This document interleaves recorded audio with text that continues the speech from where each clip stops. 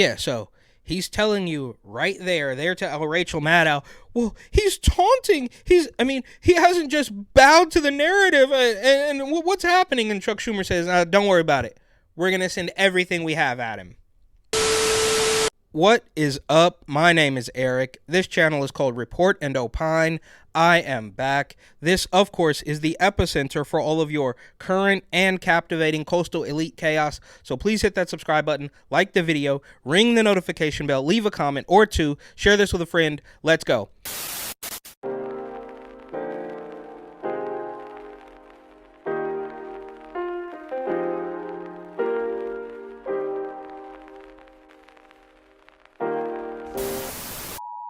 So the media is collapsing. It is continuing to collapse, and it's been like this for several years now. But, you know, at this particular point, they can't hang on anymore, and there might be a couple reasons for this. Maybe it's because they have proven themselves to be completely untrustworthy with story after story after story of fake news, as they say. Or maybe it's because, I don't know, the social media landscape has completely changed, and we don't need them anymore. But obviously, Taylor Lorenz from the Washington Compost has gone viral again. She went viral about a year ago for something else, which I do want to check in on as well. But let's take a look at this video. Now, most people have seen this clip by now. It's gone hugely viral, but there is one question that I have yet to see asked or answered, of course. Journalism industry is basically in a free fall. Today, the Los Angeles Times laid off 115 employees. They wiped out their entire DC bureau in an election year. They laid off pretty much all of their sports teams. They killed their entire tech and business section. They laid off breaking news writers, social media editors. The list goes on. But what's really dark is this is just the latest in months and months and months of layoffs in the media industry. In fact, tens of thousands of journalists have been laid off in the past year. Major media companies like BuzzFeed News have completely shuttered their news operations. Time magazine also just laid off a ton of people, and Sports Illustrated basically shut down last week. Pretty much the entire digital media ecosystem that myself and a lot of other millennial journalists came up in has been completely hollowed out. And it's not just digital media sites. Local news has been obliterated. The newspaper industry is cratering. Radio is essentially dead aside from NPR, which has been gutted. Meanwhile, hundreds of workers at Condé Nast, the parent company of pretty much every major magazine from GQ to Vogue to The New Yorker to Vanity Fair, are on strike because they're also facing impending layoffs. Even mainstream national media outlets owned by billionaires like the Washington Post, where I work, and The Atlantic, where I used to work, have done layoffs. If you're a young journalist today, there's almost no... Okay, so it goes on like that. She's complaining. It's completely pathetic. So, she mentions Time, right? And we all remember Time magazine when they told us about the shadow campaign that saved the election. But we don't think that's part of why this is happening. And then she says that, people are getting laid off at big businesses like the Washington Post, where I work. And Taylor, how do you still have a job, right? I mean, you're complaining about this. You apparently still have a job. I don't know, because when I go over to her Twitter, of course, it's locked, right? So, Taylor, let me get this straight. You are a quote-unquote journalist with a private Twitter profile. Wouldn't you want everybody to see what you're doing? Or is it that it's all completely fake and you are either evil in pushing this nonstop nonsense or incredibly stupid in believing that a private Twitter profile for a journalist in a collapsing ecosystem is going to work? Oh, and let me go back here and just, I forgot to mention that she says there are some quote-unquote journalists going on strike. So the entire industry is collapsing, but some people are going on strike because they're not getting exactly what they want. So let's see it. Let's wait and find out how that turns out. We also saw, for the record, I saw personally workers, I don't know if they were journalists, but people that work for the New York Times going on strike outside of the New York Times building in New York because they didn't want to go back to the office. They called it an RTO. And I asked them, I said, what's an RTO? They said, return to office. So the people who are in danger of getting laid off decide to strike and think that's going to help. And the employees at the New York Times are saying, well, you should still pay us and we don't want to go to the office. To force RTO, we say no to force RTO.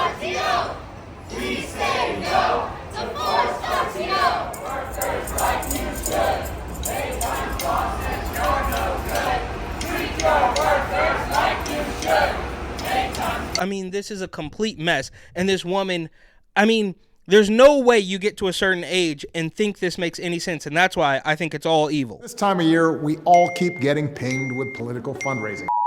Well, that's creepy, but predictable. They're trotting out Barack Obama to campaign for good old Joe because he obviously is not up to the job. And nobody likes Kamala Harris, but that's a different story. And in speaking about Taylor Lorenz, this obviously, I mean, this has to be the first thing that comes to mind.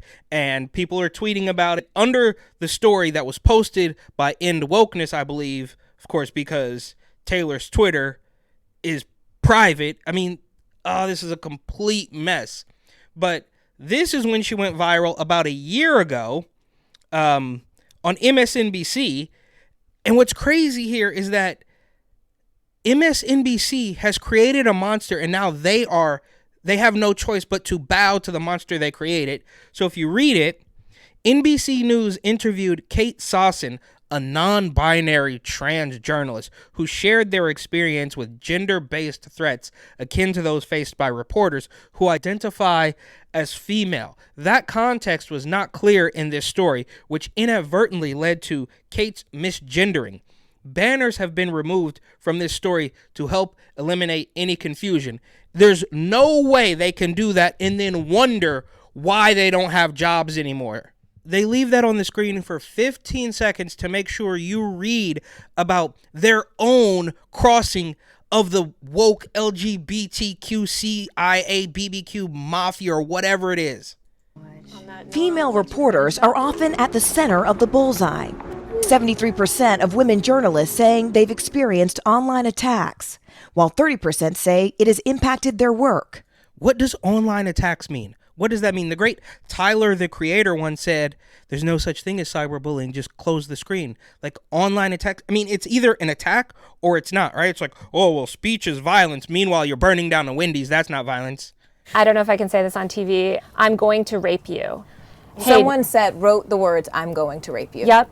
Journalist Taylor Lorenz is a columnist for The Washington Post and was targeted nearly 1 year ago in a segment on Fox News. She's at the very top of journalism's repulsive little food chain. Host Tucker Carlson mocking her after she called for an end to online harassment. Now she's at the center of a new study by NYU researchers, among the first to actually quantify online hate against female journalists. Among the first to actually quantify online hate amongst female journalists. Yeah, I wonder why you guys don't have jobs anymore. It's a mystery. Journalists. This is the moment that Carlson aired that segment. Yes. We see this really dramatic rise. Using large-scale data to measure online language, they tracked violent... Using data, or whatever they're talking about, some sort of data to measure online language. I mean, this is how stupid they think we all are. Like, oh, yeah, like, look at this chart. It's through the roof. What? And threatening tweets directed at 2 female journalists after being targeted by 2 male media figures. Researchers found that attacks against Lorenz went up as much as 144% after just one Twitter. Yeah, okay, so they have created a problem and then they're selling it to you, I guess, in some sort of desperate plea for sympathy, and then, oh, it's a 144% increase. And they said in the beginning of the video that this is the first time somebody has quantified these hate comments. So which is it? Is it up 144%, or is this among the first of its kind? Thread. For another journalist, they went up 65%. Lorenz and digital reporter Kate Sossin say these types of attacks have changed their lives and their work. There's reporting that I know that I would like to do. And then, I don't know, presumably this reporter got mad at MSNBC or somebody else on Twitter. Somebody on Twitter got mad at MSNBC because this weirdo with a tie and a short haircut decided, well, I'm non-binary and you guys didn't put it in the article. So, which could, if I'm not mistaken, could qualify as hate, the very topic they're covering. And again, Taylor, you can't wonder why people don't have a job anymore. That other journalists would like to do that we're not able to do because it's not safe enough for us to do them. And they're not alone. This is after I did a report on. It's not safe enough. Bro, you guys work in like an air-conditioned high rise. You are not on the street. You are not on the ground. You are not covering. You are doing absolutely nothing. And then increase the number of white supremacists running for office. Condescending journalist, C-word, deserves a rope. Obviously, I'm a person of color. Obviously, there's a reference to a noose. And then, the interviewer there gets in on it like, well, I'm a person of color. And this is clearly, like, bro, there's just no way. There's absolutely no way these people believe this, right? We've passed the Rubicon on that. This is incredibly evil and manipulative because nobody even of high school age would believe this makes any sense. It's crazy how stupid they think we all are. Because, I'm triggered. Are you getting messages like these? Yep. Hey, nice job on that story, you soulless effing. Then also you'll see there's many people that are tweeting, these are Taylor Lorenz's loved ones. They have photos. Here it comes. So, they're going to talk about doxing and, now, meanwhile, Taylor Lorenz, let's not forget, is the one who, I believe, now, I don't know, fact check me on this, I haven't done the research, but she showed up trying to dox Chaya Rychek, who owns Libs of TikTok, right? Because at that time, she was completely anonymous. Nobody knew who she was, but Taylor did the research, showed up to dox her, and now she's on camera crying about other people saying mean things to her, and she wonders why the media landscape is collapsing. Wow, these are all photos of your family members. Yeah. Children. They'll threaten children. They'll threaten my parents. I've had to remove. Yeah. I mean, you definitely should not threaten children. I can agree with that. What you should do is encourage them to take hormones and cut their junk off. That's better. Every single social tie. I had severe PTSD from this. I contemplated suicide. That's insulting, right? Like, I mean, we can use the PTSD thing as a joke, but she's being serious. She's saying that internet comments on a incredibly despicable and divisive Twitter and news, quote unquote, news publication has given her PTSD. And she wonders why there's no jobs anymore. Got really bad. You feel like any little piece of information that gets out on you will be used by the worst people on the internet to destroy your life. Nope, you're the worst. You're the worst people on the internet. That's you, so you can cry about it. And I genuinely don't know if she still has a job. When I go back to her Twitter once more, it doesn't look like she does. She's selling her book, she is pushing her Substack, and there is no mention of the Washington Post. So I can't say for sure. But the waterworks, let's just get one more look. The waterworks aren't working. And more, I'm so dumbfounded. How could all these people lose their job? You have this post from the Daily Beast. The MAGA truckers are back and heading to the border. I mean, who is this for? There's a couple people obviously in the comments, brain dead moron sheep. And I don't know. There's no convincing them, right? Like, they kind of have to work it out on their own. They're not going to listen to reason, and that's why the tiny bit that's left still exists is to trick the last vestiges of weirdo brainwashed morons that they're still on, quote unquote, the right side of history. I mean, there's so many levels to this nonsense, but they say a convoy of Jesus-loving truckers will converge on the southern border next week in a battle to stop what they say is a migrant invasion. So you want to put in your post here that some people love Jesus and they're going to protect the border, and you expect them? I mean, you just don't have enough people. We don't believe you. You need more people, right? You are alienating millions of Americans and then wondering why they don't listen to you anymore. Again, from the Daily Beast, opinion, so good on them for labeling that, Biden can and should take over the Texas National Guard. So, I mean, they're going to do whatever it is they have to do to go to bat for this establishment. And it is, I mean, it's funny on a level, but it is really dark. These people are either completely deranged and evil, which is kind of one in the same, or really, really stupid. So it's a lose-lose either way. And they say in the caption here, if Greg Abbott is going to use his National Guard to flout the Constitution, because apparently they care about the Constitution now, and if we want to talk about the Constitution and, the Supreme Court and, Jumanji Brown Jackson, how do we get people on the Supreme Court that are pretending they don't even know what a woman is? Different story. It goes on.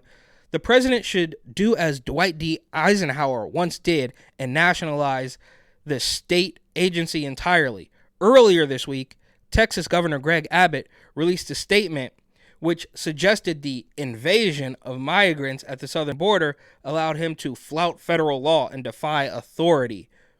I mean, that's what you guys are constantly doing, right? We remember the mayor of the former mayor of Oakland. Hopefully we'll have another former mayor, but again, I digress. Libby Schaaf says, I'm not going to cooperate with ICE. We're going to be a sanctuary city. Sanctuary cities start to pop up all over the country. I mean, weed is legal in certain cities all over the country. That is literally defying federal authority, but it doesn't matter. And this is where it gets really good. In the face of such brazen lawlessness, hosts Andy Levy and Danielle Moody insist that President Joe Biden should act on the suggestion of two of the state's U.S. representatives and take control of the Texas National Guard. So, brazen lawlessness? You can't be serious. That's why this is so bad. Right? Like, you cannot be serious. You're talking about brazen lawlessness. So, trying to stop the people from swimming through the river, hopping the razor wire, and collect free money and cell phones, trying to stop them is brazen lawlessness. But what they're doing is, that's asylum. Give me a break. I'm triggered. And like I say, this is why it's pure evil, right? Because they're just blatantly lying to your face. It would be one thing if they just had an idea and you could say, well, I don't really agree with that idea. But they are blatantly lying to your face, gaslighting, manipulating people. It's just ridiculous. And here's a clip from Joyless Reid. Republicans like the issue. They don't want to solve it because solving it doesn't give them the issue. It doesn't, but it creates a lot of feelings among the electorate, and that's why they're leaning into it, right? There's a reason why the fear mongering and the language keeps getting more aggressive, and that is because Republicans have understood that they're doing something right, and that is weaponizing the humanitarian crisis at the border to create this image of chaos to the point that a person in New Hampshire that is 2,000 miles away from the U.S.-Mexico border is scared of those images that they're seeing at the border, right? Why? Because all we hear is a migrant is a criminal. An asylum seeker is an invader. The humanitarian crisis is chaos. And that's because they're tapping into this sort of visceral tribalism. Yeah, okay. Visceral tribalism. Just being an American. And the Republicans this, the Republicans that. I don't know. How about you ask Brandon Johnson? How about you ask Eric Adams? And are they Republicans? This is just ridiculous. But we know every single time, all of their talking points, their narratives, their agenda will eventually conflict with one another. And that's the point, right? The hypocrisy is the point.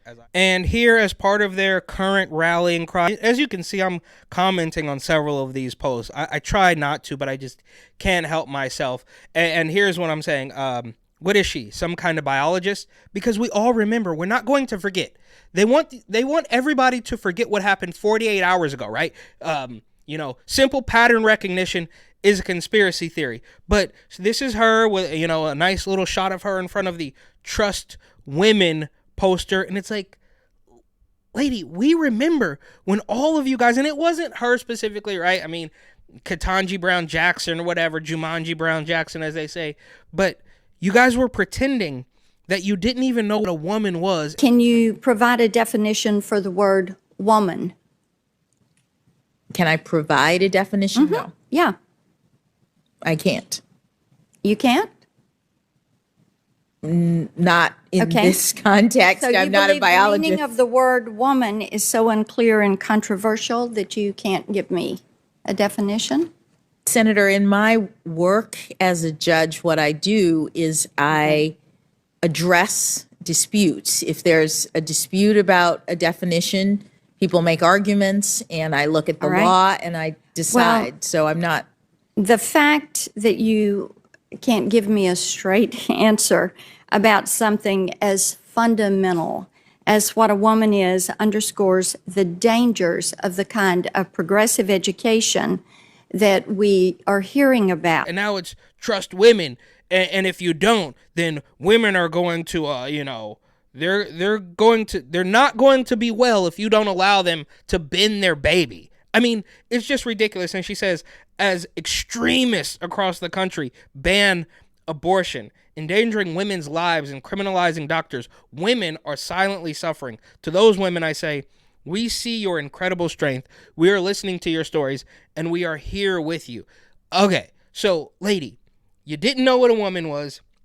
You're calling anybody who doesn't agree with you an extremist. Meanwhile, it is not extreme to pretend you are a completely different gender and mutilate your body or maybe the body of a little kid somewhere. And just for good measure, sticking with the theme, this is the rallying cry. They all got the memo. Nearly 65,000 pregnancies from, assault have occurred in states with banned study estimates, right? I mean, this is it. Do we really think that this happened organically, that you guys all just started doing this, at the same time? It's very clear coming from the top down. One more from The Guardian. Nearly 65,000 U.S. victims weren't able to get to bend their baby in their state. I mean, ladies, women, and I don't know, they, them, zim, zers, right? Like, because we also can see there's several posts that say, well, abortion is not just about women. And then you have, Julian Castro way back in the day talking about reproductive justice. Would your plan cover abortion, Mr. Secretary? Yes, it would. I don't believe only in reproductive freedom. I believe in reproductive justice. And, what that means is that just because a woman, or let's also not forget, someone in the trans community, a trans female, is poor, doesn't mean they shouldn't have the right to exercise that right to choose. Which doesn't mean anything. Abortions for transformers. It's complete nonsense. And I don't know. I mean, the wells run dry. It's over. You overplayed the hand on every single little thing. You could have gotten away with it, right? If you guys wanted to do a little insider trading or embezzling tax funds or whatever. But as soon as Rona came around, it just went through the roof. You started cutting the kids off, cutting the junk off kids, and doing every single thing exact opposite of Donald Trump for whatever reason it was. I don't even know where it came from, if it was Soros or Clinton or the Human Rights Campaign or whatever it was, but it made no sense, and you lost loads of people, and now we're at the point where you're all getting desperate. Layoffs are happening. Democrats are voting for Republicans. I mean, it's just all a complete mess. If this next election is actually legit, it's very obvious you don't stand a chance. And speaking of legitimacy, we have this classic clip here from Chuckles Schumer, and I'm sure they would want nothing more than for everybody to forget this. There was also that time where he said on the steps of some weirdo abortion rally, "Oh, you will pay the price." That's a different clip. Maybe we'll play that on another day, but let's just not forget what's happening here. And when we talk about legitimacy, they're telling you the quiet part out loud, and then they also will be angry and call you a conspiracy theorist when you say something is working against the American people. The latest statement, latest tweet, as you were just saying, the president-elect's latest unsolicited pronouncement on the intelligence community. This was his tweet just a little while ago tonight. You see the scare quotes there. The intelligence briefing on so-called Russian hacking was delayed until Friday. Perhaps more time needed to build a case. Very strange. We're actually told, intelligence sources tell NBC News since this tweet has been posted, that actually this intelligence briefing for the president-elect was always planned for Friday. It hasn't been delayed. But he's taking these shots, this antagonism, this taunting to the intelligence community. You take on the intelligence community, they have 6 ways from Sunday at getting back at you. So even for a practical, supposedly hard-nosed businessman, he's being really dumb to do this. Yeah, so he's telling you right there to Rachel Maddow, well, he's taunting. He hasn't just bowed to the narrative. And what's happening? And Chuck Schumer says, don't worry about it. We're going to send everything we have at him. And they have. The short list alone includes Hillary Clinton and Russia, Adam Schiff, phone call Ukraine, E. Jean Carroll, of course. Alvin Bragg, tax returns or something. Or maybe that was Letitia James. Either way. Then there was also Fannie Willis, who may have proven herself. Well, I don't know. E. Jean Carroll is pretty crazy, right? $83 million for something that she claims happened 30 years ago that she cannot prove. And then you have a guy like Chuck Schumer saying, yeah, we'll figure out a way. But Fannie Willis, I mean, okay. E. Jean Carroll is just a weird old lady who clearly needs money, so she's going along with it. Fannie Willis is a villain, a completely corrupt villain who has the audacity to pay this man through the roof with no experience, and then, or she's a homewrecker, so she breaks up the marriage, pays this man who has no experience, and then blames his ex-wife for interfering in her fraudulent charge against Donald Trump. I mean, the audacity is just through the roof, but we know she's got 2 layers of protection, so mentioning any of that would be just a bridge too far. So she goes out to a church to blame the racism. And with this, I don't even know what's going on. There's some Palestine protesters trying to sue Joe Biden in Oakland. And at first I'm thinking, well, these people are all so mad at Joe Biden. Maybe this is how the regime is going to get rid of him and replace him with Gavin Newsom or something. But I truly don't know what's happening because these people are so angry. They're protesting. They want to sue Joe Biden. But then when you look at the comments, nobody is for this, right? Hundreds of comments of people like, oh, get a job. Why don't you fix Oakland before you start trying to fix Gaza or whatever it is? So I don't actually know what's happening here. We are outside the federal building in Oakland, California. Inside the federal building, Palestinians and Palestinian Americans are suing President Biden, the Secretary of State, and the Secretary of Defense for aiding and abetting in genocide. 14th Street in downtown Oakland is currently shut down, and the folks that are shutting it down are... Yeah, okay, so you get it. They're shutting down traffic once again, and this is just a race to the bottom, but the commenters do have a point. It's like, you're in Oakland. Maybe you should protest to fix that first. So that's what seems inauthentic, and everybody's saying that. But I also went directly to that guy's Instagram. So the original post was from Oakland State of Mind, reposting this guy. So naturally, I had to check it out and see what he was doing. And just in a clear-cut case of all of the agendas eventually conflicting with another one, here they are in Sacramento at the state capitol, I believe, demanding a ceasefire, even though, I mean, in San Francisco, the city hall already wrote a ceasefire resolution, so they don't even really know what they want. But, I mean, you got the guy with the yarmulke here and the blue hair, and he's calling out Scott Wiener. So Scott Wiener is one of the most despicable, disgusting, progressive politicians out there, but now the despicable, disgusting protesters don't like him.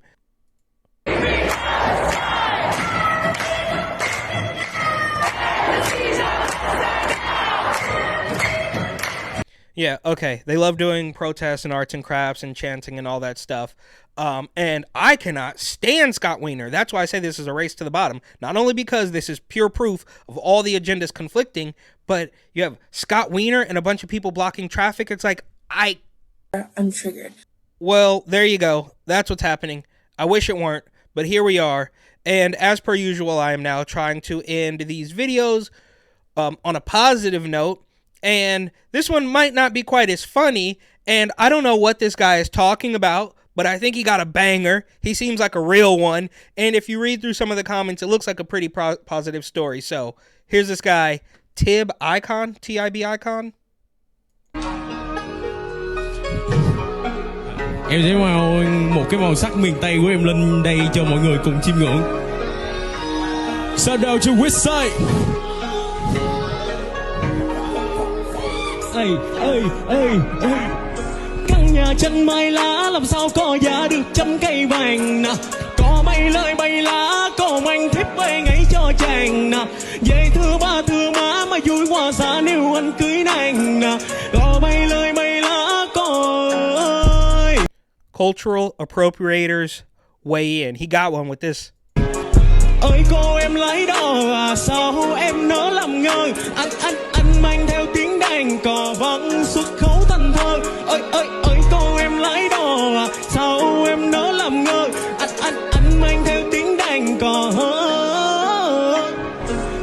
nhà chân mai lá làm sao có giá được trăm cây vàng nè.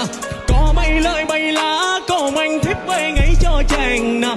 Về thưa ba thưa má mà vui quá xa nếu anh cưới nàng nè. Có bay lời bay lá có